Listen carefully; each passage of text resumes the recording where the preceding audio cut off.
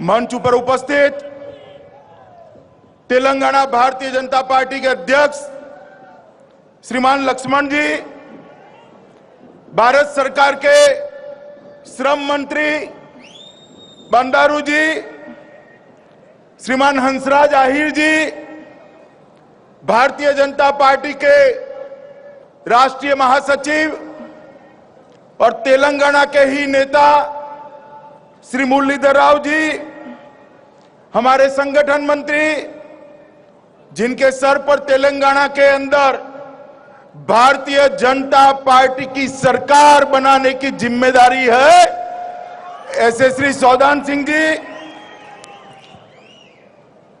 Bharatiya Janata party के तेलंगाना विधानसभा में नेता श्रीमान किशन रेड्डी जी, नेहरू युवा केंद्र के उपाध्यक्ष श्रीमान चंद्रशेखर राव जी, भारतीय जनता पार्टी के वरिष्ठ नेता श्रीमान जंगा रेड्डी जी, श्री धर्मा राव जी, श्री राजेश्वर राव जी, उपस्थित सभी प्रदेश का नेतृत्व और आज इस त्रिरंगा यात्रा में तेलंगाना मुक्ति दिन पर आए हुए प्यारे भाइयों और बहनों, सबसे पहले मैं मेरी दाई और जो स्वतंत्र सेनानी बैठे हैं, जिन्होंने तेलंगाना की मुक्ति के लिए संघर्ष किया, अपनी जुआनी के अंदर इन निजाम के दांत खट्टे कर कर तेलंगाना के बाहर किया, ये सभी स्वतंत्र वीरों को मैं सत सत प्रणाम करता हूं। मित्रों, ये मां भद्रकाली की भूमि है, इस भूमि को मैं प्रणाम करता हूं। रानी रुद्रमा की धरती है, ये धरती को भी मैं प्रणाम करता हूं। मित्रों, आज 17 सितंबर है। अभी अभी सब लोग कहते थे कि नरेंद्र भाई का जन्मदिन भी है। भारतीय जनता पार्टी के लाखों कार्यकर्ता और सभी अलग अलग ग्रुप के स्वयंसेवी संगठन आज उसको सेवा दिन के रूप में मना रहे हैं, मगर आज बहुत महत्वपूर्ण दिन है। सिर्फ इसलिए नहीं कि नरेंद्र भाई का जन्मदिन है। 17 सितंबर एक बहुत बड़े भूभाग से इसी दिन सरदार पटेल के पराक्रम के कारण निजाम से आजादी मिली थी मित्रों, इसलिए बहुत बड़ा दिन है। कर्नाटक, मराठवाड़ा, तेलंगाना, ये सारे प्रदेश ने 1 साल से ज्यादा समय तक राह देखनी पड़ी थी। 15 अगस्त को सब तो आजाद हो गए थे, मगर ये भूमि आजाद नहीं हुई थी। और यहां कोमारम भीम, रामानंद तीर्थ, रामचंद्र राव, वीरभद्र राव, श्री राजा कृष्णन जी, नारायण राव, हनुमंत राव वगैरह ने साथ में मिलकर हजारों देशभक्त युवाओं के साथ एक आंदोलन खड़ा किया था।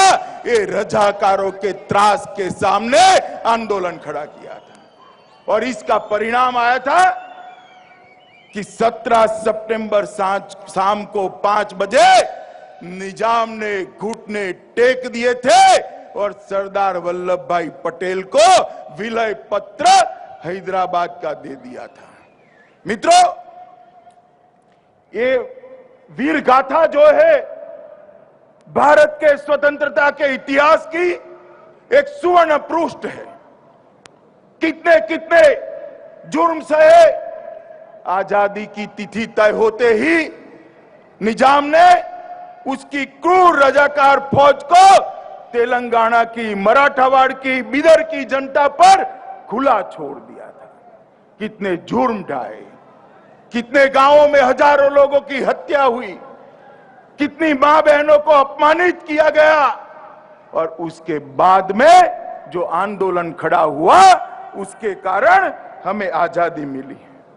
मगर बड़े दुख की बात है मित्रों, महाराष्ट्र सरकार 17 सितंबर को मुक्ति दिन नाते मनाती है, कर्नाटक सरकार मुक्ति दिन नाते मनाती है, मगर तेलंगाना के मुख्यमंत्री केसीआर को मुक्त दिन मनाने में शर्म आती है मित्रों, शर्म आती है। मैं पूछना चाहता हूं चंद्रशेखर राव जी, किससे डरते हैं आप जो शहीद हो गए मां भारती के लिए, जिन्होंने बलिदान दे दिए? बेरनपल्ली के अंदर जो मारे गए 90 लोग, उनको श्रद्धांजलि देते हुए किसका डर है आपको? मैं बताऊं किसका डर है? मैं बताऊं? नहीं, आप भी बताओ भाई, किसका डर है? जरा बोलिए। ठीक बात है, ओवैसी से ये डरते हैं, ओवैसी से। मगर हम भारतीय जनता पार्टी के कार्यकर्ता देश के मुक्ति महोत्सव मनाने में किसी से नहीं डरते हैं। जब तक भारतीय जनता पार्टी है, ये मुक्ति महोत्सव मनाती रहेगी, हमें कोई नहीं रोक सकता मित्रों। उनको वोट बैंक की राजनीति करनी है। आज भी उनको लगता है कि ओवैसी उनकी सत्ता संभालने में मदद कर देगा। मित्रों, मैं कहना चाहता हूं कि चंद्रशेखर राव जी, जनता की भावनाओं को आप समझिए। आपको मुख्यमंत्री ओवैसी ने नहीं बनाया है, ये तेलंगाना की महान जनता ने बनाया है, महान जनता ने बनाया है। और अगर आपकी प्रायोरिटी आज ओवैसी है, तो 10,019 में का डब्बा जब खुलेगा तो मैं कहना चाहता हूं, डब्बा गुल हो जाएगा, गुल हो जाएगा। मित्रों, भारतीय जनता पार्टी की सरकार केंद्र के अंदर देश की जनता ने एक पूर्ण बहुमत की सरकार 2014 के अंदर बनाई है। यह सरकार ने तेलंगाना राज्य को मजबूत करने के लिए बहुत सारे काम किए हैं। तेलंगाना को 90,000 करोड़ से ज्यादा सहायता देने का काम नरेंद्र मोदी सरकार ने किया है मित्रों, नरेंद्र मोदी सरकार ने किया है। मित्रों, यादाद्री का thermal power station, Hyderabad Vijayawada expressway, सिरोता चित्तूर एक्सप्रेसवे, एम्स देने का काम किया, आदिवासी यूनिवर्सिटी दी, हॉर्टिकल्चर यूनिवर्सिटी दी, हैदराबाद बेंगलोर नेशनल हाईवे दिया, एक गिरमुट्टा वारंगल 4 लेन भी देने का काम किया। और इसके अलावे, ये सारी योजनाओं के अलावे 13वां वित्त आयोग जो था, जो कांग्रेस की सरकार सोनिया मनमोहन की सरकार में बना था, उसने तेलंगाना को 5 साल में 9,795 करोड़ रुपया दिया था। कितना दिया था मित्रों? 9,795 करोड़ रुपया। और भारतीय जनता पार्टी की नरेंद्र मोदी सरकार ने 14वें वित्त आयोग में 96,000 करोड़ रुपया देने का काम ये भारतीय जनता पार्टी की सरकार ने किया है।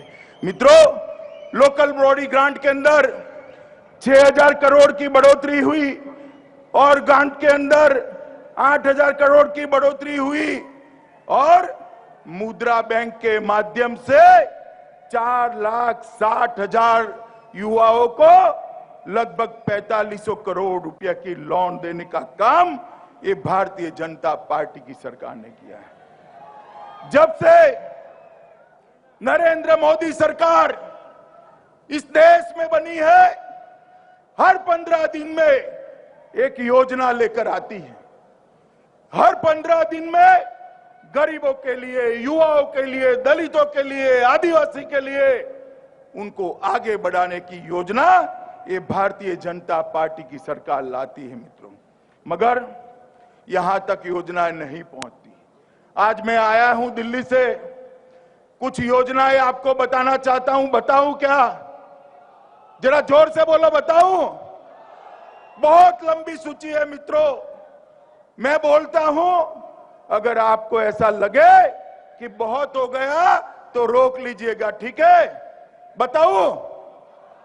प्रधानमंत्री जन धन योजना, प्रधानमंत्री आवास योजना, सुकन्या समृद्धि योजना, मुद्रा बैंक योजना, जीवन ज्योति बीमा योजना, सुरक्षा बीमा योजना, अटल पेंशन योजना, सांसद आदर्श ग्राम योजना, प्रधानमंत्री फसल बीमा योजना, ग्राम सिंचाई योजना, गरीब Kalyan Yojana, Jan Aushadhi Yojana, make in India, स्वच्छ भारत अभियान, नेशनल बाल स्वच्छता मिशन, सॉइल हेल्थ कार्ड, राष्ट्रीय कृषि बाजार, परंपरागत कृषि विकास योजना, digital India, skill India, Beti Bachao Beti Padhao, प्रधानमंत्री विद्यालक्ष्मी कार्यक्रम, मदन मोहन मालवीय शिक्षण प्रशिक्षण योजना, मिशन इंद्रधनुष, सस्ती दवाओं की दुकान, दीनदयाल उपाध्याय ग्राम ज्योति योजना, दीनदयाल उपाध्याय ग्रामीण कौशल योजना, दीनदयाल उपाध्याय श्रममेव जयते योजना, अटल मिशन फॉर रेलवे। अरे भैया, अभी तो बहुत बाकी है।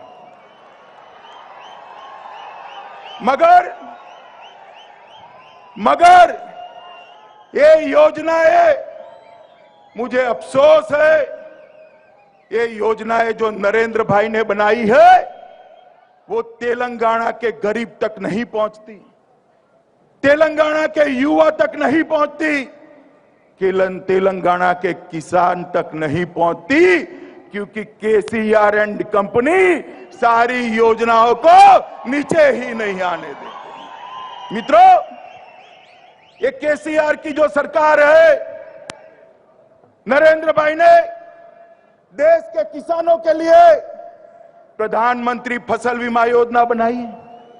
यहां पर हड़बड़ मच गई। इसका ठेका किसको देंगे, किसको ठेका देना? और एक गड़बड़ के अंदर समायोजन नहीं हो पाया। आज भी तेलंगाना के किसान को प्रधानमंत्री फसल बीमा योजना का फायदा नहीं पहुंचा है। मित्रों, कई सारे ऐसे काम है जो अटक गए। केंद्र ने 791 करोड़ रुपया इनपुट ज्यादा दिया, किसानों तक नहीं पहुंचा। किसान ऋण माफी का, किसानों की लोन माफ करने का वचन केसीआर ने दिया था, पैसा बैंकों को नहीं भरा, किसानों को ऋण नहीं मिलता है। मैं केसीआर को पूछना चाहता हूं कि आपने किसानों की लोन माफ करने का वादा किया था, क्या हुआ भाई? 2.5 साल हो गए, आज तक किसानों का ऋण क्यों माफ नहीं किया? ये तेलंगाना की जनता केसीआर आपको पूछती है। मित्रों, निर्धारित फंड को भी केंद्र सरकार ने 6 लाख से बढ़ाकर 8 लाख करोड़ रुपया किया, मगर कुछ नहीं हुआ। और ये 90,000 करोड़ रुपया जो भारत सरकार ने भेजा है वो भी नीचे तक नहीं पहुंचता है। कहां जाता है फंड? आप बताइए कहां जाता है? आप देखते हैं ना, कोई तेलुगु देशम से केसीआर की पार्टी में चला जाता है, कोई वाईएसआर की पार्टी से केसीआर की पार्टी में चला जाता है, कोई कांग्रेस पार्टी से केसीआर की पार्टी में चला जाता है। क्या ये सारे लोग मुफ्त में जाते हैं क्या भाई? आप बताइए, मुफ्त में जाते हैं? केसीआर सरकार भ्रष्टाचार कर पक्ष पलटा कराने का काम कर रही है। दल बदल के आधार पर केसीआर तेलंगाना जैसा महान राज्य पर आप शासन नहीं कर सकते। तेलंगाना की जनता आपको अब पहचान चुकी है। जन धन योजना हम लेकर आए, 80 लाख अकाउंट खोले, मगर आगे का काम केसीआर नहीं करने देते। उज्ज्वला योजना लेकर आए, कोई डेटा भारत सरकार को नहीं मिलता, क्योंकि हम गरीब महिला के घर में गैस का सिलेंडर भेजना चाहते हैं, वो नहीं चाहते कि ऐसा हो। मुद्रा bank, stand up, startup, skill India, ये सारी रोजगार की योजना भी केसीआर रोक कर बैठ गए हैं। मित्रों, प्रधानमंत्री जी ने सॉइल हेल्थ कार्ड की योजना की, वो भी तेलंगाना के किसान के भाग्य में नहीं आई। प्रधानमंत्री इरिगेशन योजना, वो भी नहीं आई। नीम कोटेड यूरिया सीधा जब भेजा तब जाकर तेलंगाना के किसान को मिला है। मित्रों, भारतीय जनता पार्टी की सरकार जो बोलती है वो करती है। हमने कहा था अगर हम सत्ता में आते हैं तो देश की सीमाओं को सुरक्षित कर देंगे, सुरक्षित कर देंगे। मित्रों, आज मैं आपको कहना चाहता हूं, अभी अभी ये राहुल बाबा जो है ना, राहुल बाबा जानते हो ना, वो अभी अभी उत्तर प्रदेश में कहते थे कि मोदी जी आपके आने के बाद भी कश्मीर की सरहद पर गोलीबारी होती है, क्या फर्क पड़ गया? अरे राहुल बाबा, फर्क आपको मालूम नहीं पड़ेगा। इसके लिए नजर चाहिए, नजर। मैं बताता हूं क्या फर्क पड़ा है। फर्क ये पड़ा है, जब सोनिया मनमोहन की सरकार थी, कांग्रेस पार्टी की सरकार थी, तब गोलीबारी की शुरुआत पाकिस्तान की फौज करती थी और उसकी समाप्ति भी पाकिस्तान की फौज करती है। और नरेंद्र मोदी की आज सरकार है, भारतीय जनता पार्टी की आज सरकार है, कमल के निशान की सरकार है। गोलीबारी की शुरुआत तो आज भी पाकिस्तान करता है, मगर उसकी समाप्ति भारत की सेना करती है। मित्रों, भारत की सेना करती है। हमारे शासन में, राहुल बाबा कान हो तो सुन लो, हमारे शासन में सेना ने ऑर्डर लेने की जरूरत नहीं है, वहां से गोली आती है, यहां से गोला जाता है, ईंट का जवाब पत्थर से दिया जाता है। आप हमें पूछ रहे हो राहुल बाबा, आप हमें पूछ रहे हो? आपकी सरकार थी, 12 लाख करोड़ रुपए के घपले घोटाले हुए, हर एक क्षेत्र के अंदर भ्रष्टाचार हुआ।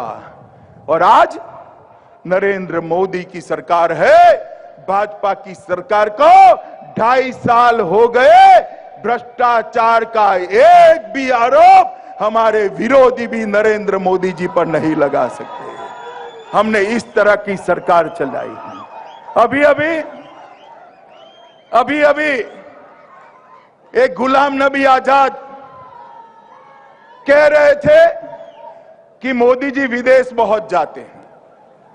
मित्रों, गुलाम नबी जी को मैं जवाब देना चाहता हूं कि मोदी जी मनमोहन सिंह से कम विदेश गए हैं, मगर आपको मालूम नहीं पड़ता है। क्यों? क्योंकि पहले ये मनमोहन सिंह जी, मौनी बाबा विदेश जाते थे, किसी को मालूम ही नहीं पड़ता था। कहीं पर भी जाए किसी को मालूम ही नहीं पड़ता था।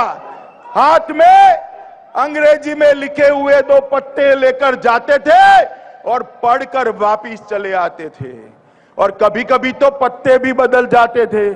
थाईलैंड का मलेशिया में पढ़ लेते थे, मलेशिया का थाईलैंड में पढ़ लेते थे।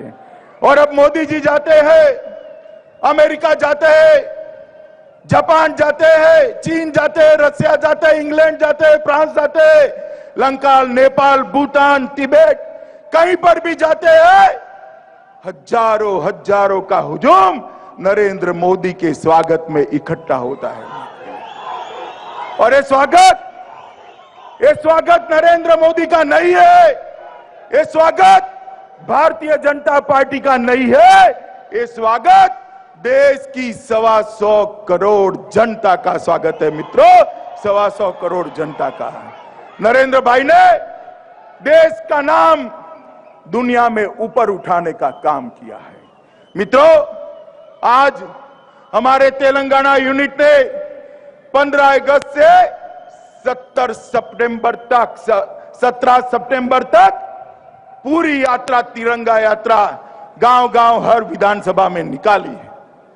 हमने तेलंगाना मुक्ति आंदोलन के सभी शहीदों को श्रद्धांजलि दी है और संकल्प लिया है कि 2019 में तेलंगाना में भी पूर्ण बहुमत की भारतीय जनता पार्टी की सरकार बनाएंगे और तेलंगाना को देश का विकसित राज्य बनाएंगे। आप बताइए, आप सभी लोग तेलंगाना में भारतीय जनता पार्टी की सरकार चाहते हैं? जरा जोर से बोलिए, चाहते हैं? कमल के निशान की सरकार चाहते हैं? विकास चाहते हैं? शहीदों का सम्मान चाहते हैं? ओबीसी से न डरे ऐसी सरकार चाहते हैं? चाहते हैं तो नरेंद्र मोदी जी के हाथ मजबूत करिए और मेरे साथ दोनों हाथ खड़ा कर कर, मुट्ठी भींचकर आक्रोश के साथ बोलिए, भारत माता की, भारत माता की, भारत माता की, वंदे मातरम।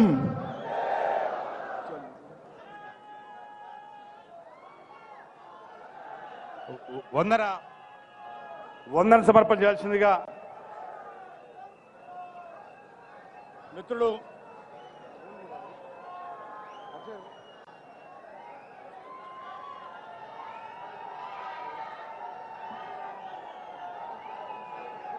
भारत माता की, भारत माता की, वंदे वंदे वंदे